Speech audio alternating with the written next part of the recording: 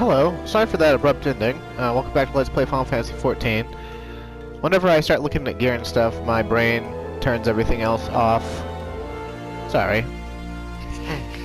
Now, they say the garden tree is an imminent peril, but luckily for us, everything of that sort of nature just freezes in place until we're ready to go do it, because, you know, this is a game. While it might completely shatter the immersion of some people, I find it hilarious, and that the game never locks us out of other side quests, out of doing dungeons, out of doing anything else whenever they say, this is urgent, if you don't go there right now, everyone will die, you know, or the tree will be cut down. So, since we're a little bit stronger now,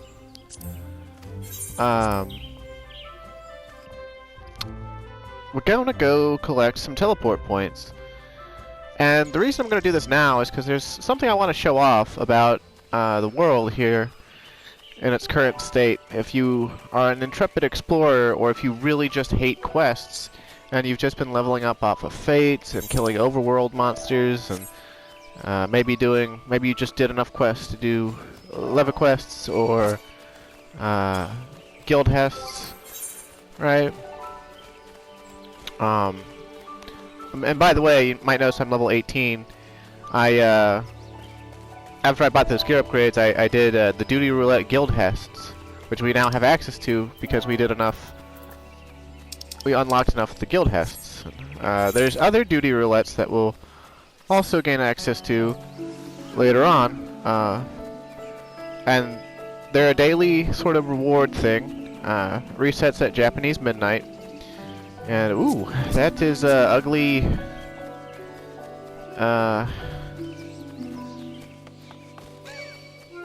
ugly level 50 thing. That is aggressive.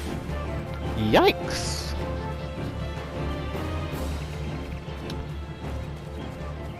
Anywho, what was I saying? Oh, that's the gate that I hate. See, that's the reason I hate it. It looks like it leads somewhere and it doesn't. Anywho,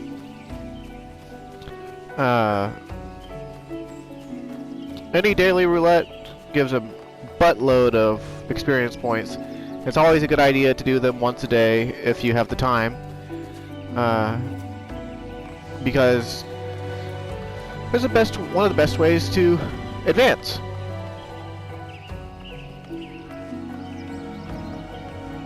It gave me about 8,000 experience points for, well, 9,000 if you include the Guild Hest's experience points reward as well. So, pretty good for this level. If I'm honest, the Guild Hest Roulette sort of falls off later in life. Like, after level 50, I wouldn't bother doing it. Unless you just really like Guild Hests, or if you are trying to meet new people so that you can help them out, or make friends, or recruit for your free company or something.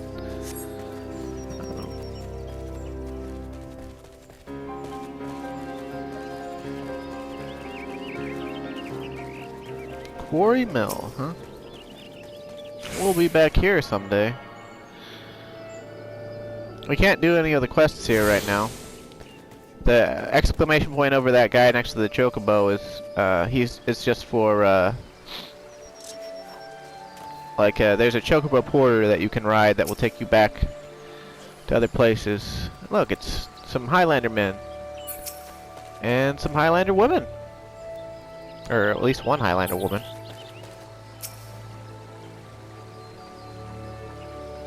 By the seven hells, we leave behind the only home we've ever known and risk our lives to travel here. And now you mean to kick us out on our arses? No room for Alamegans who venerate Valgar, is that it? The Destroyer take you and your infernal elementals. Some of ours have had to remain outside the hamlet. They're hardened soldiers all, and no strangers to discomfort, but it's a trying experience being in a place that loves you not. Tell me about it, bub.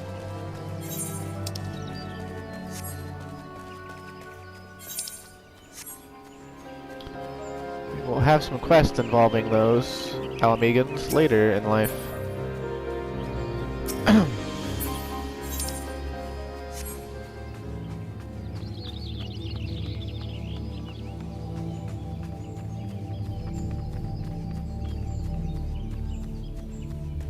Don't mind me, level 38, 36 monsters.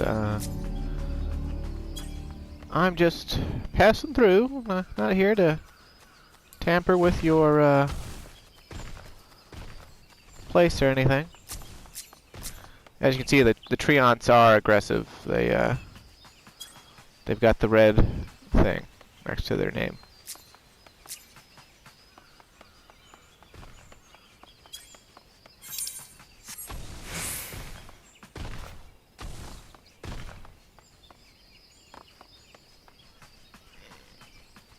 Ooh, another text from my girlfriend.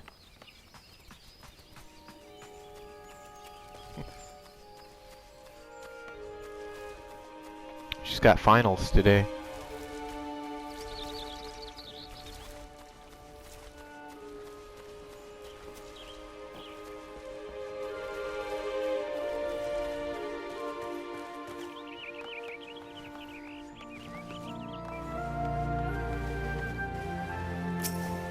Whoa! Hostile birdies.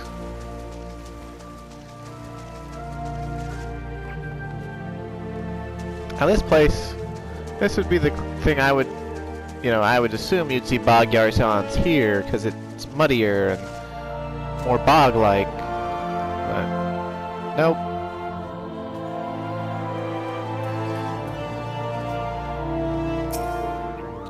Kupcha and Puckney Puck and Rhea O. Sinna, huh?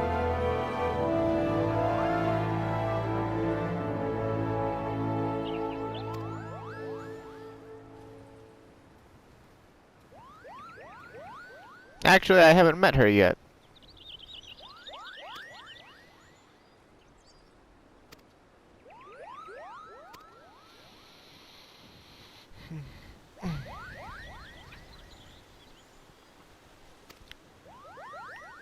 Well, aren't you a little charmer?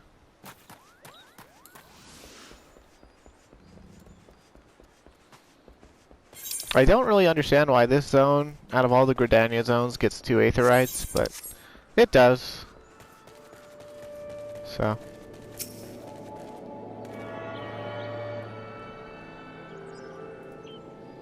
I think the view from here used to be one of my friend's favorite views in the game. He'd just come here, and this was like his AFK spot. He liked to AFK here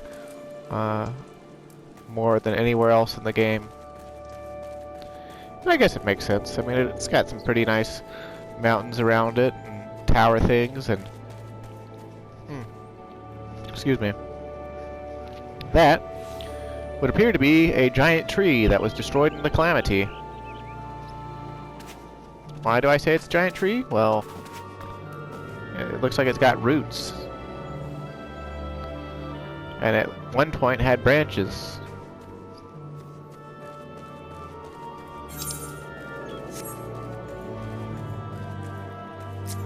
Hey look, it's a white mage. Another Hellsguard. Another Hellsguard male. What is up with Brynhildr and Hellsguard males? I mean, I'm not really complaining or anything. I think they're cool, but there's so many of them.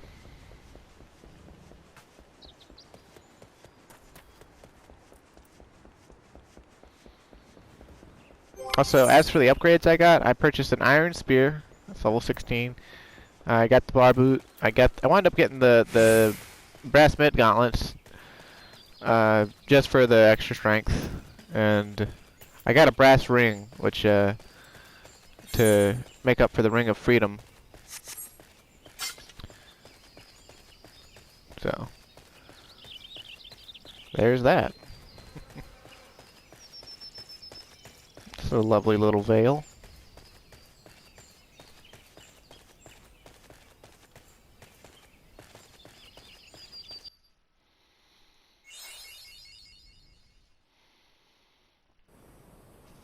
Well, I guess it's not actually a veil, but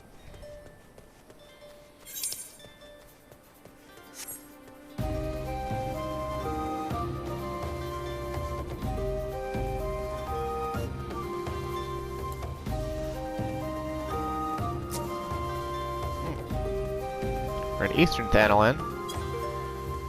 we might not actually be in trouble if we get aggroed by the monsters right around here. Probably hurt a little more than I'd want them to. As long as we dodge, though, and it's just one at a time, we probably could kill stuff here.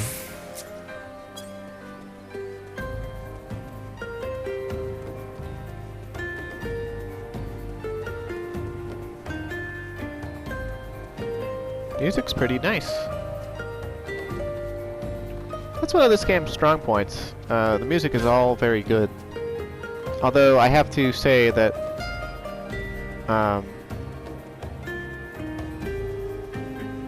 when the original Realm Reborn zones like this, the music only lasts for like a minute or two. And that kind of bugs me because, well,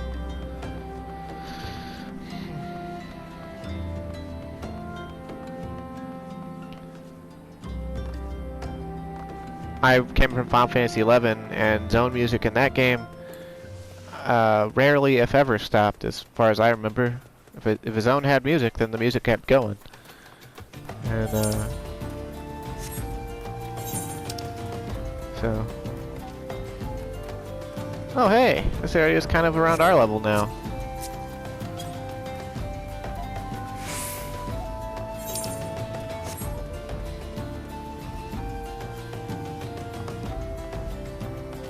A lot of bad-looking desert area, honestly. Whoa! Hey, that's the, like, twisted, I guess, Dalamud fragment or whatever that you could see in the intro when the Warriors of Light were riding their chocobos down into the valley.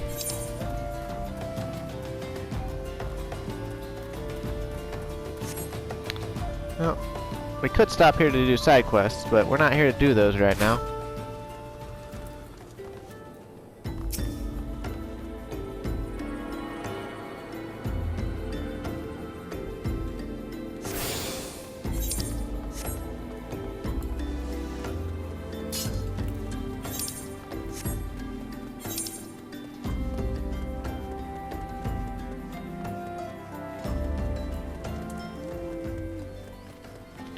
There's a newbie in that fate, and I'll help them out.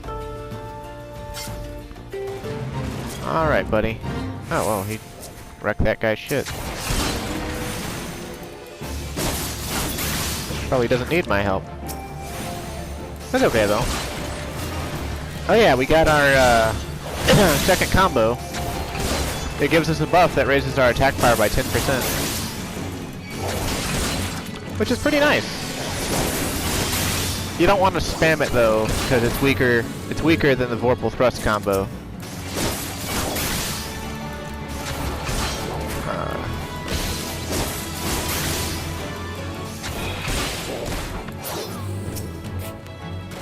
Right, that wasn't a fate mob. Whoops.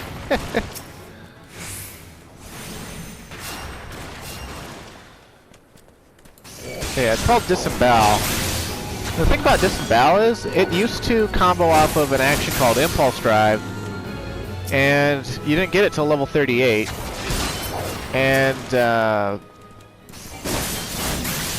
it put a piercing debuff on the enemy that made them take 10% more damage from piercing type damage, because the game used to have damage types for each weapon. So like lances and bows and guns, and I think that's it, were piercing type damage. Then monks, fists, and kicks were blunt type damage. Warrior, paladin, dark knight, samurai, ninja, all slashing type damage. And there was a debuff for each of those types damage that would increase that type of damage for everyone in the party. And I actually missed those. They got rid of them, and I missed them. They were quite... they were another layer of complexity on the battling, and I mean, they came natural with every rotation anyway, so like they were gonna go up at some point and be there for a long time. But you know, just maintaining that across an entire fight duration for like a boss or something, you know, it's just another thing you got to keep track of, and it was fun. And they got rid of it to streamline things, and I can understand that, I guess, but it's still, I don't know, just the game these days sometimes feels sanitized to me, and yeah, it's just the way I feel.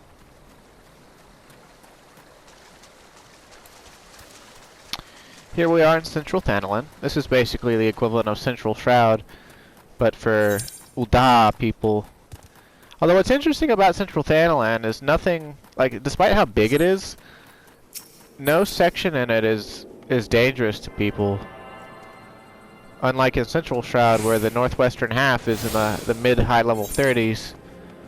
And in Central Thanalan, like, the highest monsters here are like maybe level 14, maybe level 13. Which, I mean, that's nothing to really complain about, but yeah, at the same time, I just find it interesting, like starting areas for actually 2 of the cities, they don't have any real super nasty high level stuff, and then for Gordania, it's like no matter which direction you leave the city out of, if you go too far into the zone, you're gonna encounter really destructively difficult beasties that will just kill you outright. Because, I mean, you go out into Central Shroud, if you go into the northwest section, you can't take anything up there. If you go into North Shroud and you go west or northwest, or even southwest, like the entire western half of the map, basically, all deadly to newbies. Go into East Shroud, and then go too far east. Be running into level 49 monsters eventually. Like, the Shroud really is the most dangerous of the starting areas.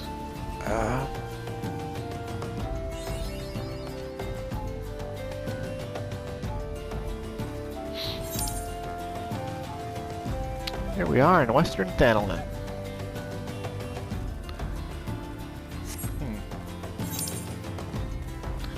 You know, I guess before we get too far away from the city, we should, well,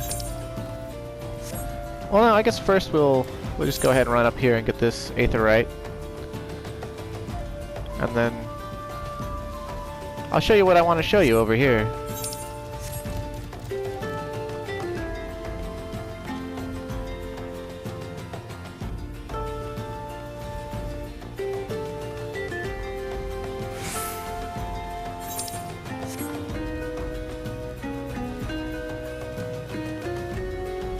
And I'm really noticing on this character, they've either added a lot of towers or made them stand out more to these areas. I mean, I guess this gate was always here. I just don't remember the gigantic towers. Then again, it's been so long since I've been in this area and actually walked through it that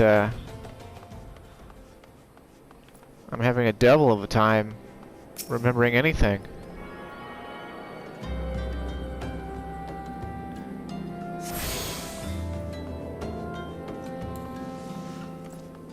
Hey look, fellow Lancer.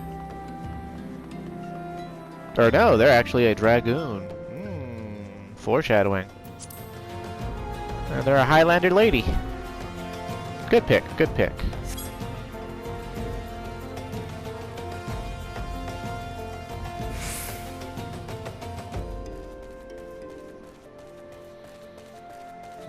The footfalls, huh? That looks like it could be a rock bridge. Got a giant statue head. Huh.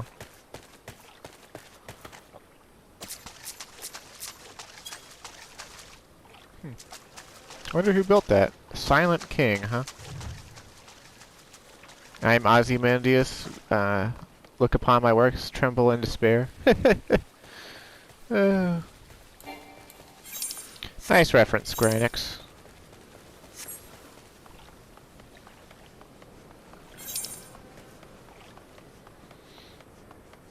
The color of your world, huh? We'll totally do that side quest, because it's super easy to finish. I'm going to tell you what the girl wants. She wants a glass of orange juice. And literally right behind her is a vendor that sells orange juice.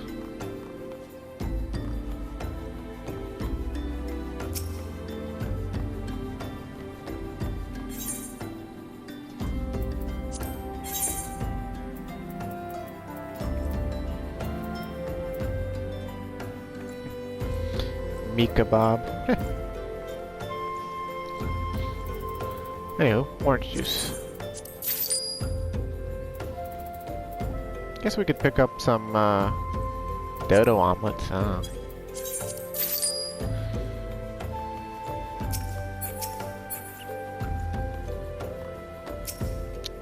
Sweargime. Color your world. You there, yes, you decisively unfashionable adventurer. Speak for yourself there, yellow boots.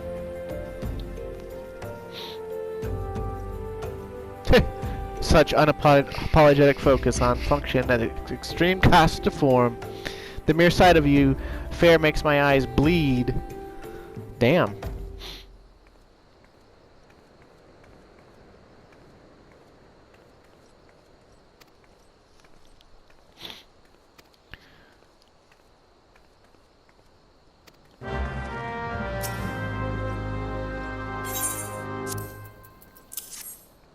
There you go.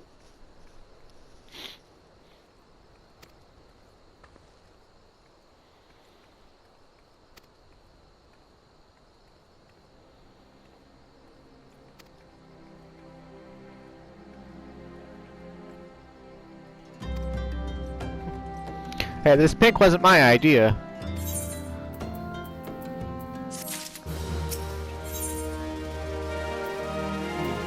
I don't remember getting access to glamour until level 50 originally. Huh. Okay.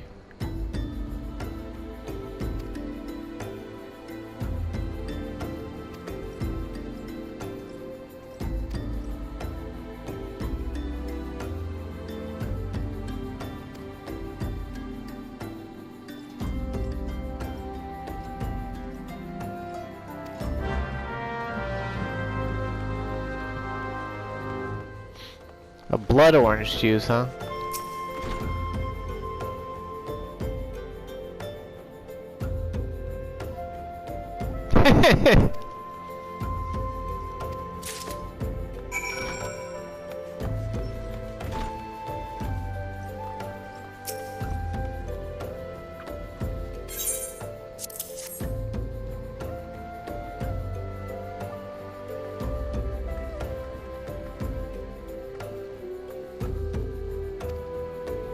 Your choice of wardrobe sucks, lady.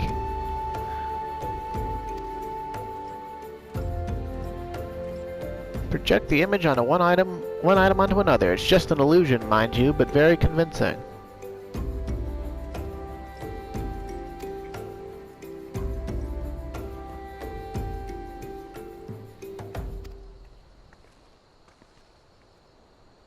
It's durability or protection from bodily harm.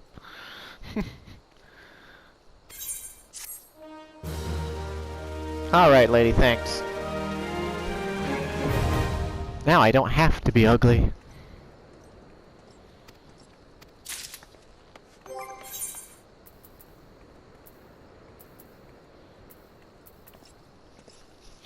Let's see.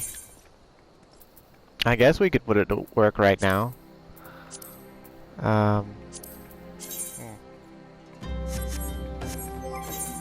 Maybe try dying first, because, well, that's what,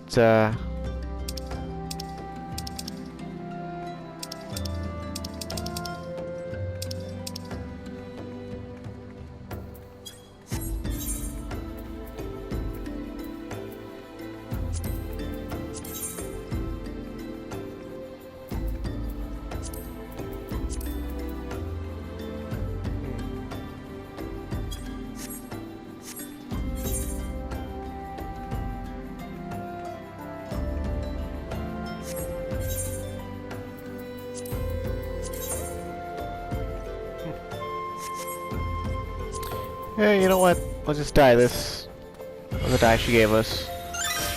And then we'll cast a glamour on our boots so that they go back to being, I don't know,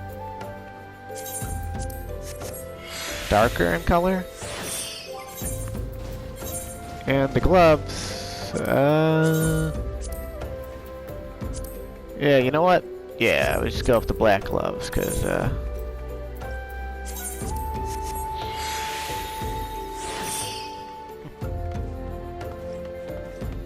now we look slightly less atrocious.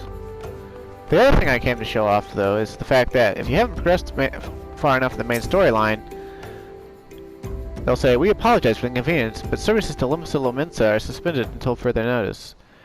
And it goes both ways. The only way to get to Vilbrand, if you haven't progressed through the main storyline, to the point where you can travel between cities with ease, is to join a free company that has a house in the residential section there, because you'll be able to teleport to the house automatically by joining the free company. It's rather annoying, but you do have a way to get there. But, yeah, so like, if you're on Vilbrand, on the other hand, you can get into a free company that has residential housing anywhere else, but, if they have residential housing in, like, Kugane or something, you won't be able to leave the residential section, because they realized that, people could do that in this, the original areas, to bypass this arbitrary storyline lockout. So, you know. But, could be worse, I guess. But that's also another reason I like starting in Gridania, just because you get access to more of the world right away, in case you're just really curious.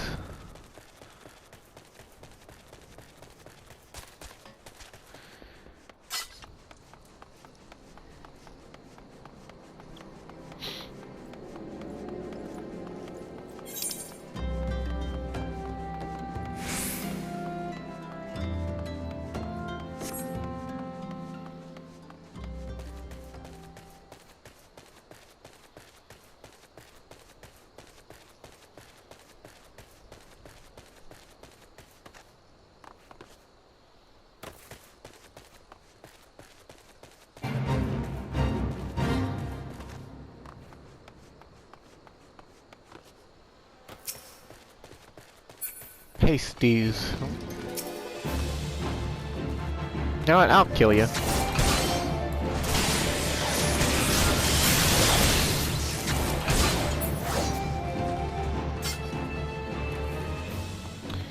Originally, instead of disembowel at this level, although actually I think you originally learned it at level 12, there was an attack called Heavy Thrust, which you had to do it on the monster's flank, so on their side, in order to get the bonus originally, which was kind of annoying. But it lasted for 12 seconds, and it gave you a 10% attack bonus. And over the years, they actually buffed it up. They buffed it up to, I think, 12% at first, then to 15%, and at one point it gave you 20%, and it was amazing. And the only thing that really sucked about it for the longest time, until about 2.5 or 2.45 or something like that, you had to make the positional requirement or you didn't get the buff. So that was really janky. But in addition to that, the combo with Disembowel also had to be started with making the positional requirement. And this side quest here, I'm doing it basically because it's on the way, and it's really simple. It's basically the same thing as the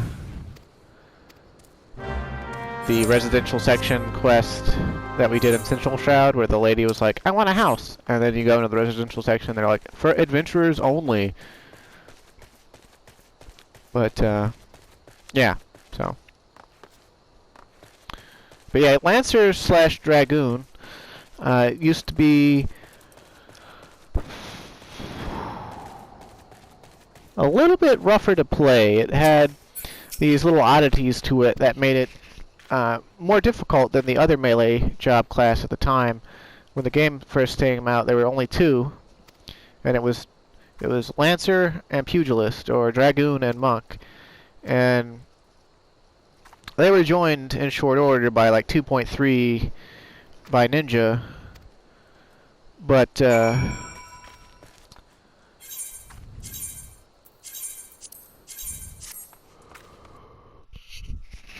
Dragoon remained the hardest to play of the three, just because of the strict positional requirements. And back then, stuff like True North did not exist. So you had to meet the positionals or you didn't get your damage buffs.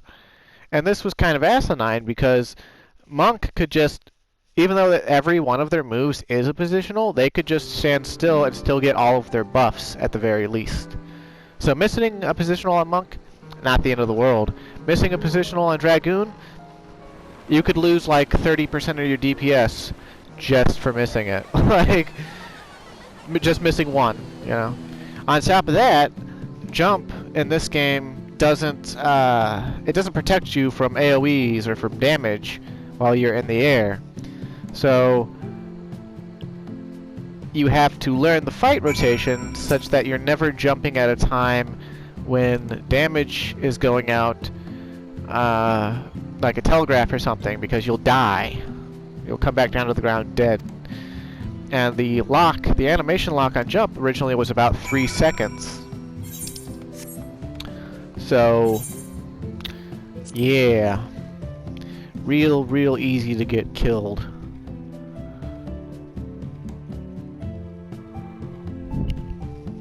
And on top of that, the armor for Dragoon, that was Dragoon specific, or Lancer specific, had lower magic defense than Gatherer and Crafter gear. Meaning, every magical raid-wide, and arena-wide, and party-wide AoE that went out, you took more damage from it. On top of that, your attack buff skill, Blood for Blood, it raised your attack by 20% and lowered but also raised the damage you take by 20%. So, you, as a Dragoon, you could actively kill yourself just by trying to do your rotation. Whereas if you were playing Monk,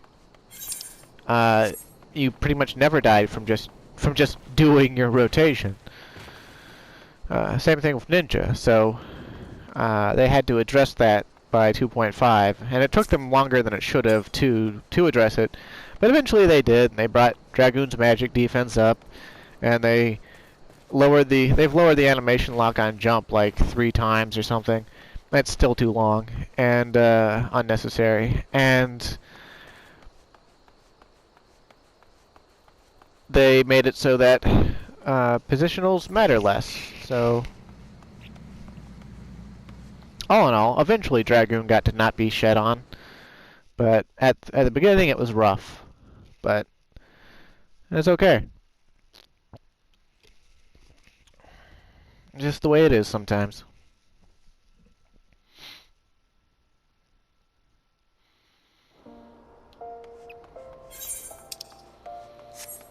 Here we are in old, a big old stone city.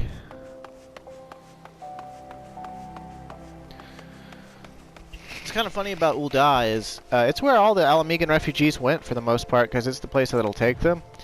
But it's not like it just welcomed them with open arms and said, hey, you know, Alamegans, you're welcome here. It was more like, hey, pick up a shovel and do my bitch work.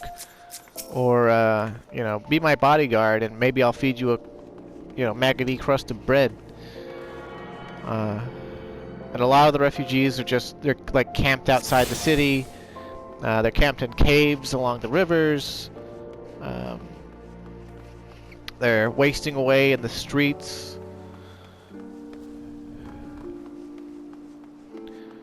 Although plenty of them did get work as like town guards and other things.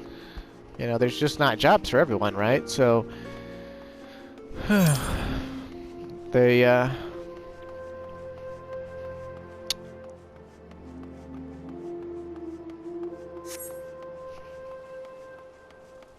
They're having a rough go of it, the Alamegans.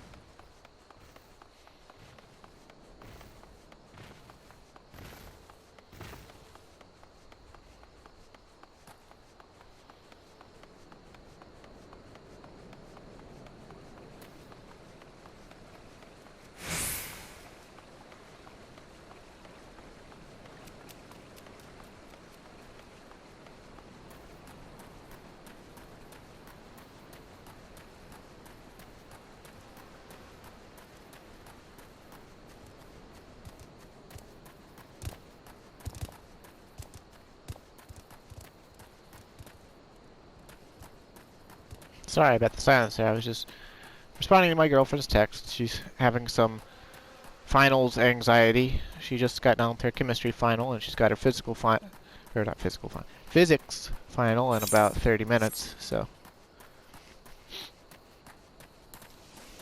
she's on edge, which is okay. It's understandable. I mean, who doesn't get on edge for finals? Actually, I never felt on edge for finals, really. Doesn't mean I always did good on them. But I don't know, I just don't really get test anxiety that much, so... The only time I ever got test anxiety was in... when I was in nuclear field A school and I failed the comprehensive exam by a couple questions.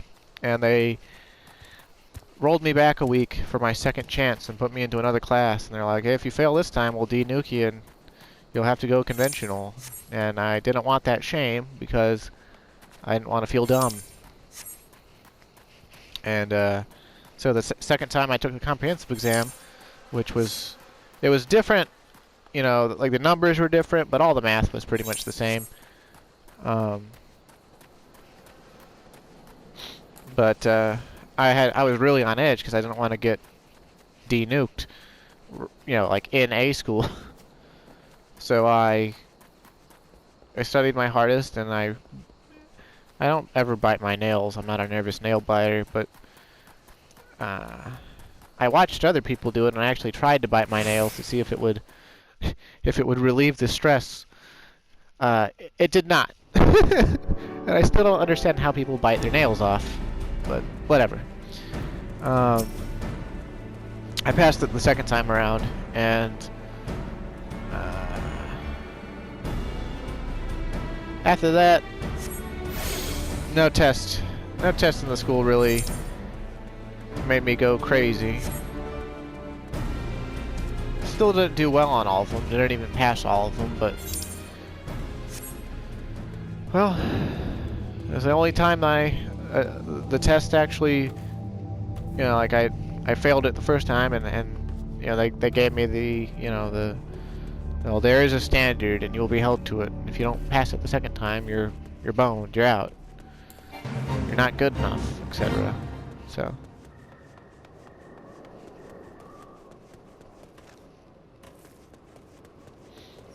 that's kind of the interesting thing about college when you think about it. Like, as long as you've got the money or the willingness to go into a sheer crazy ass amount of debt, you can just keep taking a course over and over again until you finally pass it. Whether you need to take it again because the first instructor you had was kind of bad, or you need to take it again because you weren't serious that semester, or whatever. Like, the college will, as far as I am aware, the college will never stop you from taking courses until you pass them. As long as you want to get the college money to teach yourself how to do the thing. So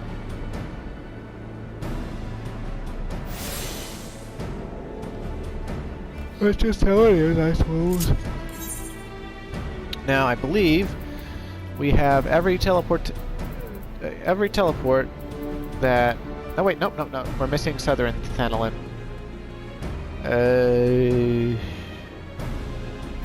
Let's go to...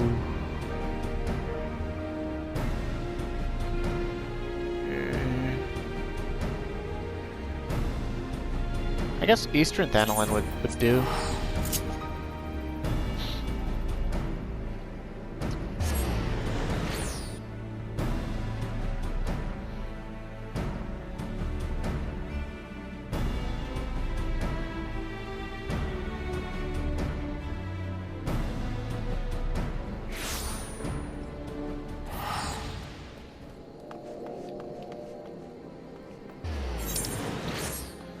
Also, if you're wondering why I'm sorta wasting time just yakking while traveling to get all these teleports, well, mainly so I don't have to worry about getting them later.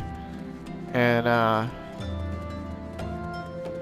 just really wanted to go ahead and get dyes, and I guess glamours now. That used to be a level 50 thing. I'm like 100% sure that used to be a level 50 thing. Anyway. I wanted to show off that you couldn't get to Vilbrand currently without progressing through the main story, and I did that. And later on, while we're chugging on through the main storyline, they'll say, you need to go here. It's quite a ways away, so it'll take you some time. We'll just be able to go and teleport, you know.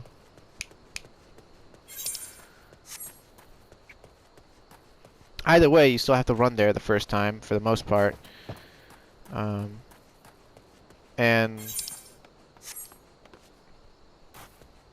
I don't know, it's kind of nice to go sightseeing and just sort of blab. And imagine if you could see that many stars on Earth. Because I don't think that you can, not even out in the country. I mean, I live out in the country. And, I mean, I've seen some pretty good night skies, but I ain't never seen a moon that close. That moon is really close. Damn, that moon is close.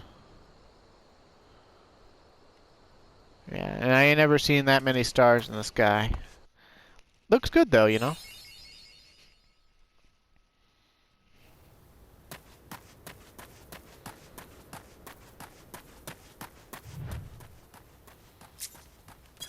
Level 27. Little Alamigo. Now this zone has 2 aetherytes, and it makes complete sense as to why there are 2. It's a very big zone. One's in the south and one's in the north. Although I guess the one complaint I would have is that the one in the south, after a certain point in the story, like, you never go there ever again. Like,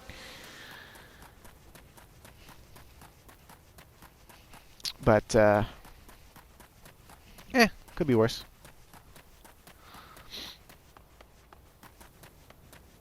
Hey, is that the sigil of Alamigo, the white griffin on a purple background with a sword?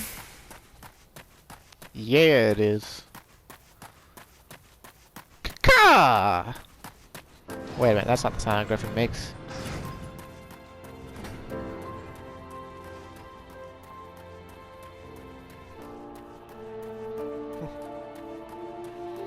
I think I set my dog off. The caw.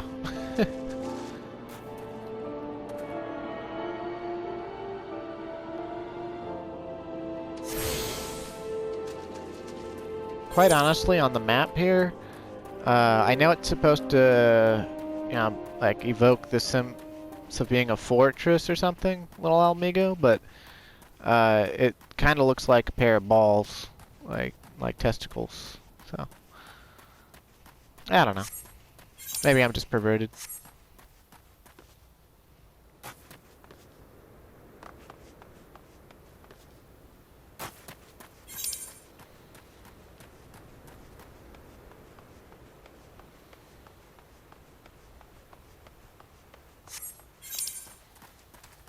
I think we could walk down through Red Labyrinth and go through that door, but for some reason I don't think that we'll be allowed through the door. So we're going to take the more dangerous way down to Forgotten Springs by walking through Zanrock. Or Xanarock, or whatever. With these level 45 creatures. The Amalja.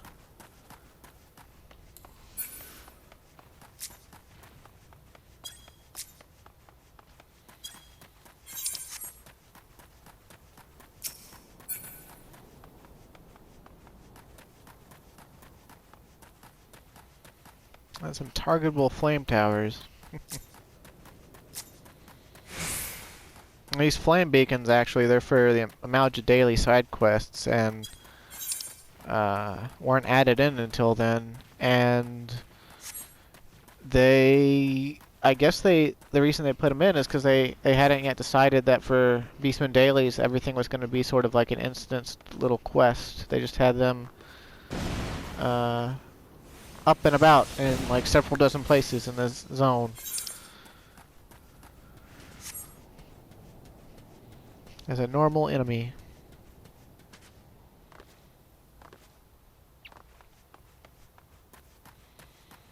Not too harrowing of a journey into the desert. Oh, it is nighttime.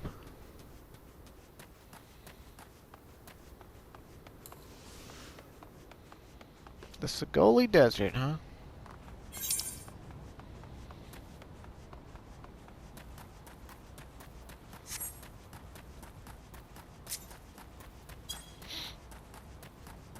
Is that a fish with legs? Or is it walking on its fins?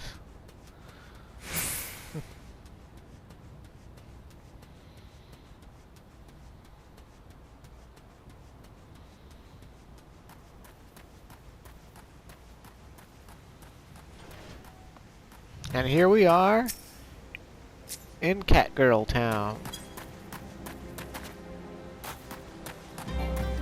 Catgirl, our territory is sacred. Sully this land, and you will have offended us all. Well, at least I'll only have offended you, and you won't try to kill me, I suppose.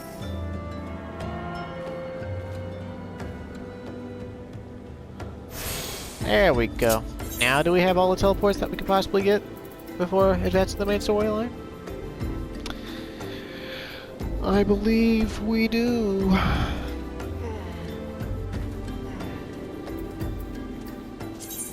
Back to Central Shroud we go.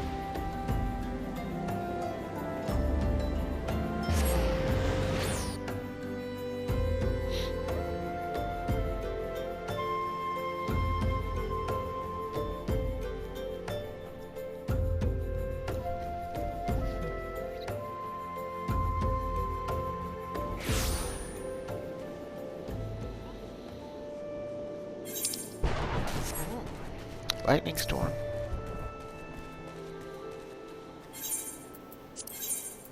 I wonder if it's lightninging because Ramu is somewhere in the shroud. Nah, the only primal they tied to fates and weather in the original base game was Odin. But it would have been awesome if they had tied Ramu and the others to weather and made them fates as well as trials. But maybe that they felt that would reduce the severity of them, but I mean, Odin got a fate and a trial. Why not the other primals?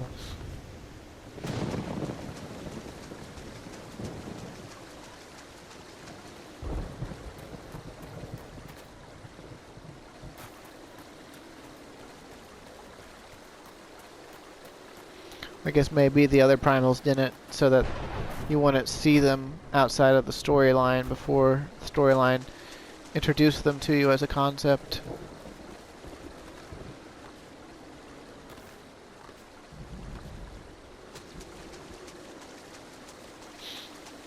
See, we got about 8 minutes, I think, so that should be enough time to do this, I think.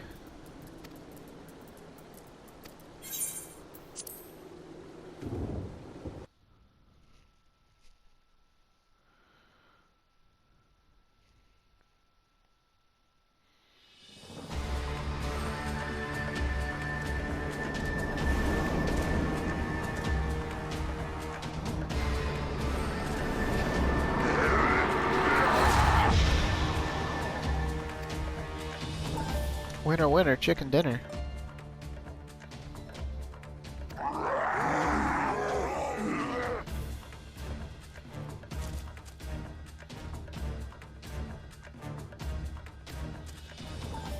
Wisdom of Paragons, huh?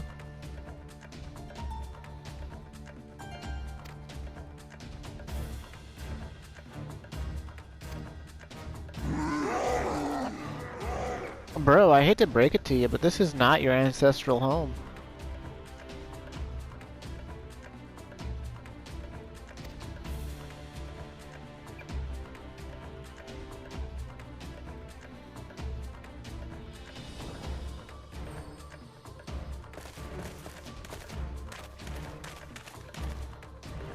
Hey, finally the guard captain's doing something.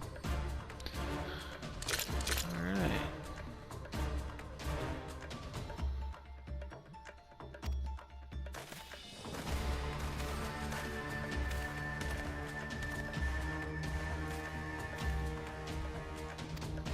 I wish we could get gloves that look like his. We sorta can, but they usually have a weird coloration to them that makes them not look as cool.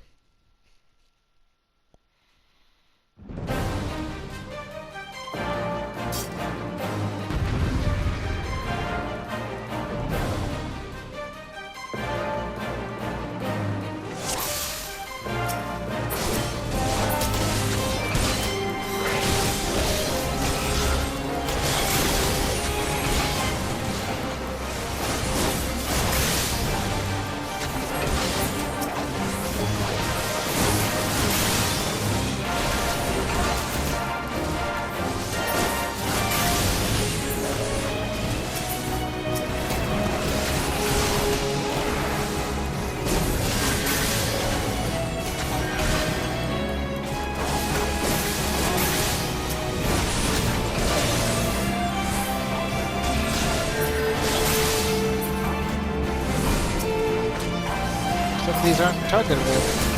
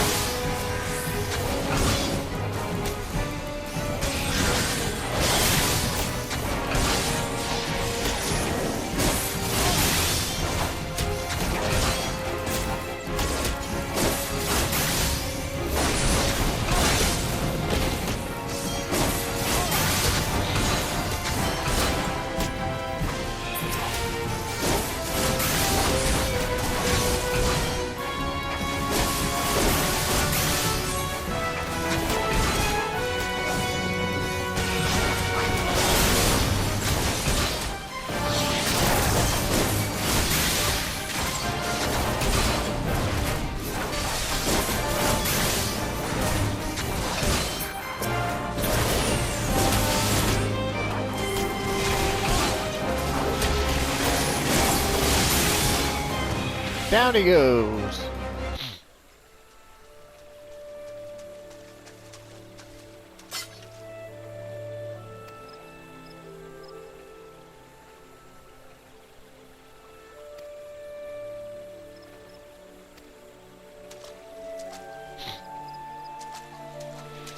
Ah, there's an off-camera battle even to make it seem like what we did was just small potatoes.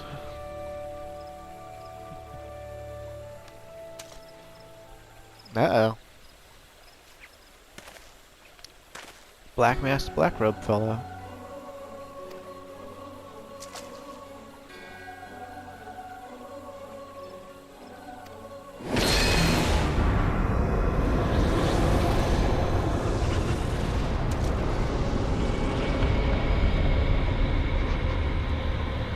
O mournful voice of creation, send me a creature of the abyss, my thrall to command, that I may smite mine enemies.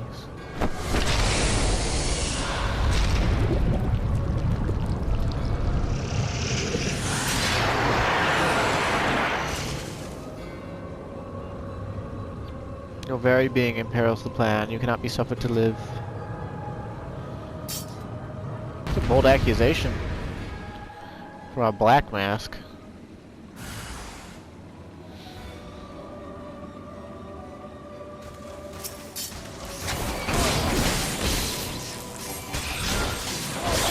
I may have erred. I think I'm going to run out of time within the next 2 minutes.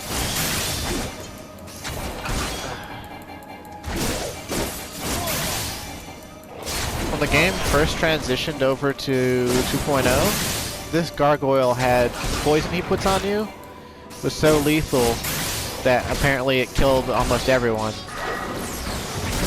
And I don't know if antidotes worked or not.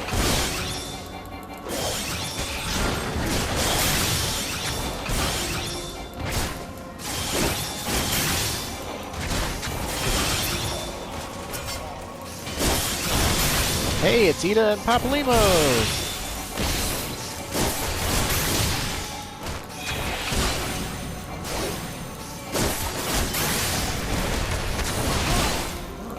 It's got fire 2 going on. The black mage. Ida, that is an AoE attack. Please, use Demolish or something. Taps. Taps, why?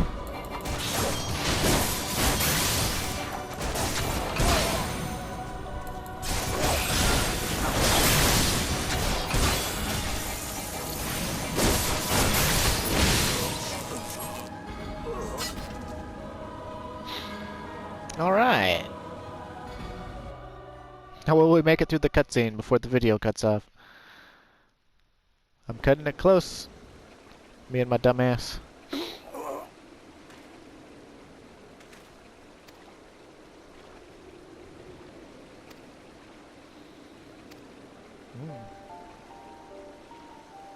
Or Asians, to give them the proper name.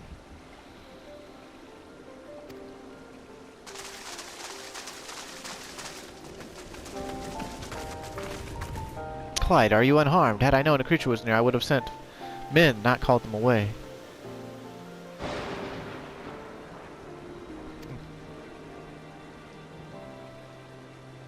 And is this the only time where a bunch of mundane people see the Asian?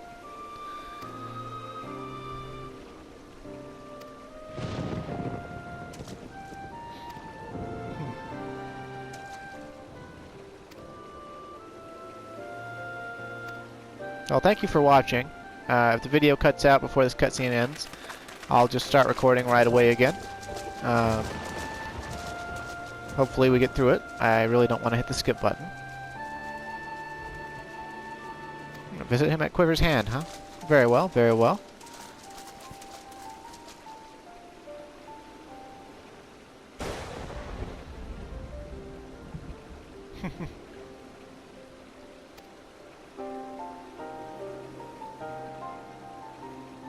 Charlians? I think that's a lie for one of you.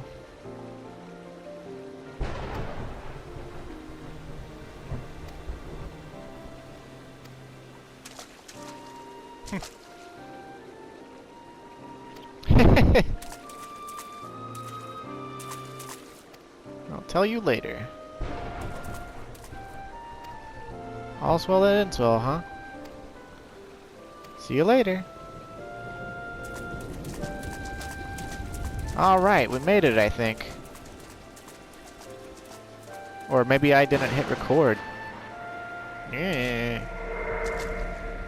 Ooh, a dark crystal.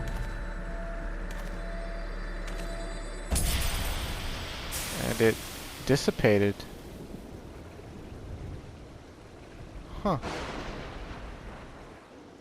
I don't remember nothing about no dark crystals. Anyway, I'll see you next time. Thanks for watching. Have a good day.